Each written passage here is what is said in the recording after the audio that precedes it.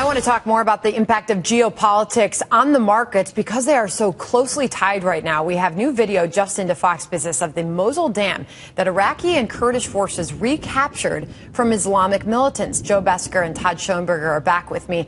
Todd, in your notes, you say as World War III breaks out, stocks will be under severe pressure. That's right, because that's the only thing right now that's going to actually get this bear market started that everybody keeps telling us about. I mean, Bob Schiller, everybody's coming out saying, look, this is going to end up happening. We're going to need some type of a catalyst. We just haven't heard it yet. I think it's going to be something that's geopolitical, something that's violent, a hostile event, because right now this market continues to move higher. I don't see anything going its way. We were hearing earlier in the hour, though, one of our guests was saying how short-lived our memories are when it comes to geopolitical situations.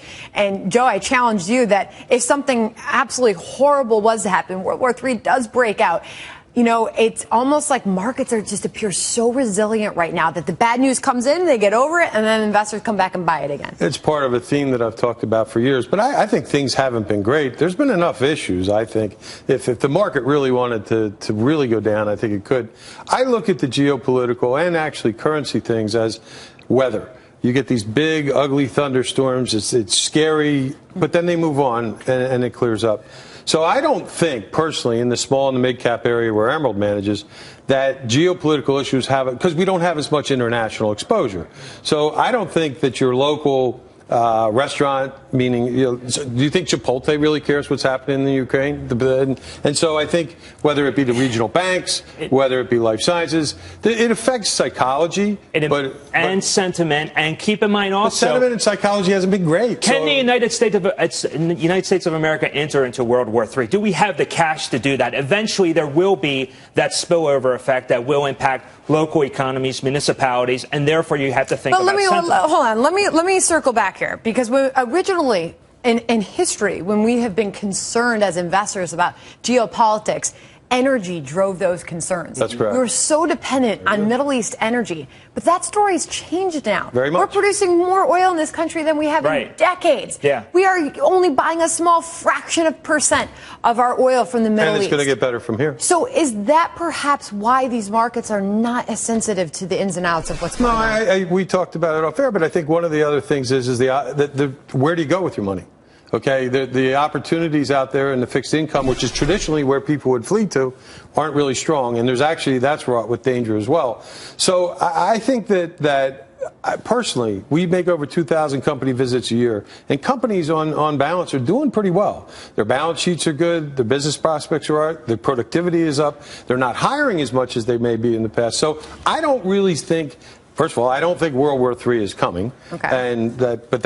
We don't have enough time for that. But I do think if you look for good, solid companies in good areas, I think things are okay. Okay, you think things are okay. But let me just paint the picture this morning. We've got the Iraqis and the Kurds taking control of this dam, which was important because this was a major source of electricity and water for the people of that country. Right. That's a major development, but it's the first major development since we imposed airstrikes. Right. Okay? So there's a long way to go there. You've got a heightened crisis still going on in Ukraine. You've got a ceasefire about to end as of 5 p.m. Eastern time in Gaza.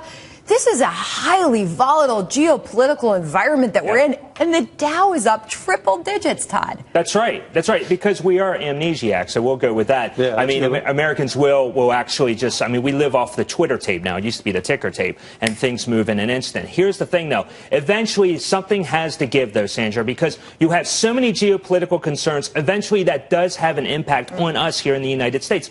Now, here's the thing. In the last 6 years, the United States has not actually initiated any type of hostile conflict. We went through just this first quarter. We had a negative GDP of 2.9, polar vortex, all the other geopolitical events, yet the stock market kept going up. Once we get engaged, and I believe we will get engaged eventually because we have to, we will be forced to, and once we do, that will be the catalyst that gets the markets reeling. You know, I think that, and this is just my personal assessment, is that markets are so much more concerned, and the average investor is so much more concerned with what's going on right here at home than they are overseas. I think general public and you know, you're on news, and then we're here in the city that's concentrated in the financial service. Yes. I think the general Americans aren't paying. I think they're paying more attention to Ferguson than they are at everything else out there. So that's just my belief. Got to agree with you. And they're worried about their jobs. Yep. They're worried about their money, their retirement, their kids going to college and getting a job. They're worried about their own geopolitical. They're worried about their own geopolitical situation, not so much. We're going to continue the conversation. Joe, Todd, stay with me.